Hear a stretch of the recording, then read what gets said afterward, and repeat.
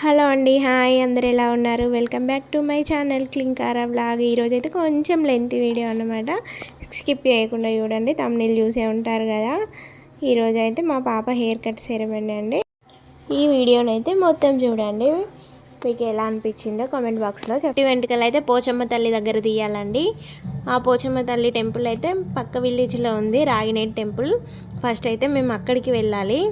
అక్కడికి వెళ్ళడానికి అయితే కాసేపు నడుచుకుంటూ మా ఊరు సరిహద్దు వరకు అయితే నడుచుకుంటూ వెళ్ళాలి. తర్వాత వెహికల్లోనే వెళ్తామన్నమాట. ఇదే అండి అమ్మవారి టెంపుల్. అయితే అమ్మవారి టెంపుల్ని చూసారు కదా.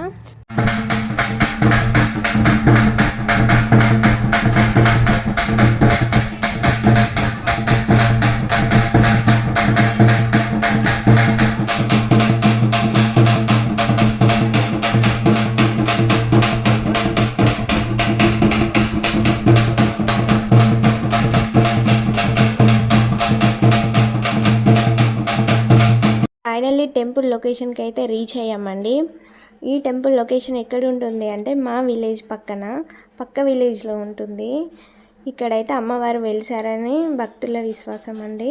చాలా పవర్ఫుల్ అమ్మవారు అయితే. మా ఇంట్లో చిన్నపిల్లల పుట్టి వెంట్రుకలు అయితే కంపల్సరీ పోచమ్మ టెంపుల్లోనే తీస్తాము. అది 5 కత్తెరలు ఇచ్చి అమ్మవారికి అయితే మొక్కుకుంటామండి, సమర్పిస్తాము. ఇలా చేసిన తర్వాతనే వేరే టెంపుల్స్కి అయితే వెళ్ళడం ఉంటుంది. అప్పటి వరకు అయితే మేము ఏ టెంపుల్స్కి వెళ్ళము కూడా. ఇది మా ఇంట్లో ఆచారం లాగానే ఎప్పటి నుండో పూర్వీకుల నుండి ఇదే కంటిన్యూ చేస్తున్నారు. అమ్మవారికి చిలుకలు అంటే చాలా ఇష్టం అండి. చిలుకలను క్లాత్ ప్రిపేర్ చేసి సేమ్ చిలుక స్ట్రక్చర్ లాగానే తయారు చేసి అమ్మవారికి మొక్కుతారన్నమాట. ఇలా పెడితే మన జీవితం కూడా చిలుకలాగా చాలా సంతోషంగా ఉంటుందని భక్తుల విశ్వాసం. అలాగే చిన్నపిల్లలకు మాటలు రాకపోతే గంటను పెడతాను తల్లి, గలగల మాటలు వస్తే గంటని ఇస్తాను తల్లి అని మొక్కుతారు.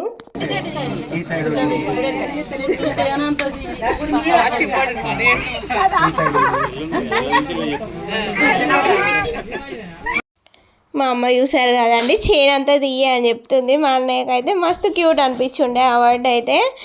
హెయిర్ అంతా తీయు తల చుట్టూ అని చెప్తుంది. మంచిగా అనిపించింది. సో అక్కడ వరకు కట్ చేసి పెట్టాను. ఫైనల్గా ఫుల్ హ్యాపీ అండి. ఎందుకంటే ఎప్పటి నుండో వెయిట్ చేస్తున్నాం పాప హెయిర్ తీద్దామని. 5 months అనుకున్నాం, కుదరలేదు. 9 months అనుకున్నాం, అప్పుడు కూడా కుదరలేదు. ఫైనల్లీ 11 monthsలో తీస్తున్నామండి. ఇప్పుడు కూడా కొంచెం భయంగా ఉండే ఎట్లా అవుతుంది అని. కాకపోతే అమ్మవారు ఎప్పుడు పిలిస్తే అప్పుడే జరుగుతాయి కదండి. ఏదైనా అమ్మవారు ఇప్పుడు పిలిచారు. ఆల్మోస్ట్ ప్రోగ్రామ్ అయితే కంప్లీట్ కావడానికి వచ్చిందండి.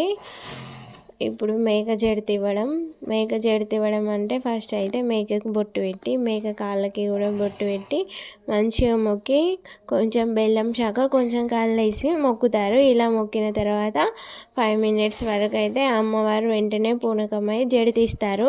జడ తివ్వడం అంటే మేక అయితే మొత్తం ఒకసారి ఫుల్ షేక్ అవుతుంది అన్నమాట. షివరింగ్ వచ్చినట్టు వణుకుతుంది. అట్లా వణికింది అట్లా అయింది అంటే మనము నెక్స్ట్ ప్రాసెస్ కంటిన్యూ చేయాలి. ఎప్పుడైతే మేక జడ తీస్తుందో అప్పుడే ఇదంతా కంటిన్యూ చేయాలి. లేదంటే జడ తీచ్చే వరకు కంపల్సరీ ఆగాలి. జడ తీచ్చింది అంటేనే అమ్మవారు మనం చేసిన పూజకి సంతోషపడ్డారని అర్థం. మాకైతే కొంచెం లేట్గానే ఇచ్చుండే ఆ రోజు.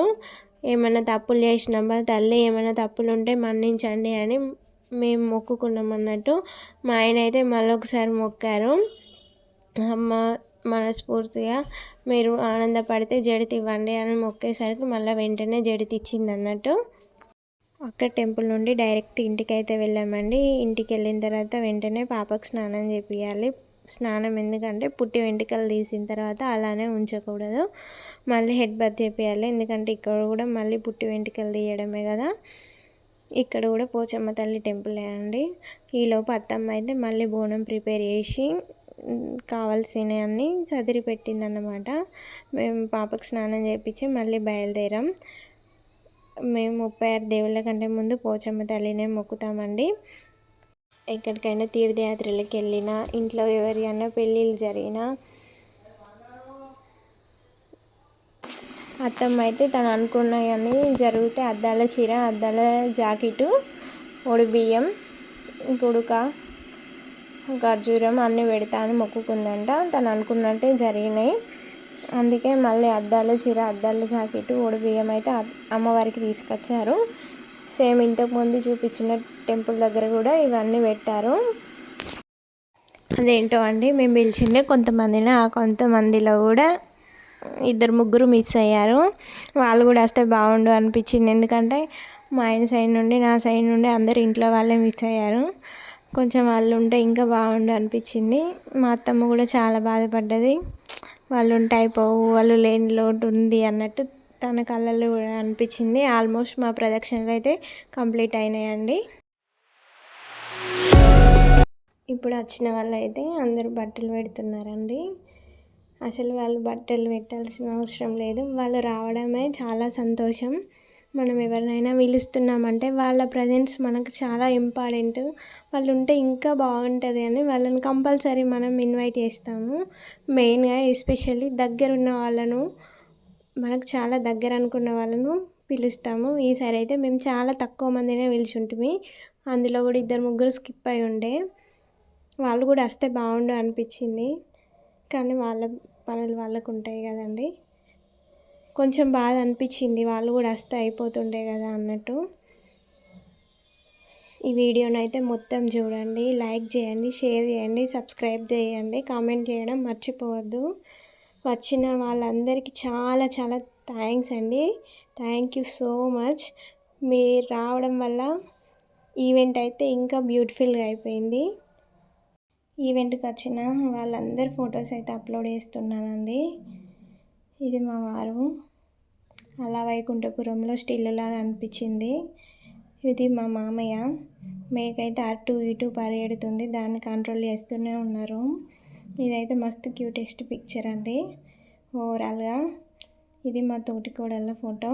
ఇంకో అక్కయ్య మిస్ అయింది. ఇది మా అమ్మ, మదిన, నేను, మా తోటి కోడళ్ళు. ఇందులో అయితే నేనే మిస్ అయ్యాను, ఎక్కడ వెళ్ళాను. ఇదైతే చిన్నగా లేడీస్ గ్రూప్ అన్నమాట. ఈవెంట్ మొత్తం వీళ్ళదే. ఇందులో అత్తమ్మను, అమ్మను ఇద్దరిని తీసుకొచ్చి పెట్టాము. థ్యాంక్స్ ఫర్ వాచింగ్ అండి. వచ్చిన వాళ్ళందరికీ చాలా చాలా థ్యాంక్ యూ సో మచ్. ఈ ఫొటోస్, వీడియోస్ అన్నీ శివనే క్యాప్చర్ చేశారు. Thank you so much Shiva. ఎందుకంటే కెమెరామ్యాన్ హ్యాండ్ ఇచ్చిండండి. ఓకే అండి, stay healthy, stay hygiene. Bye bye.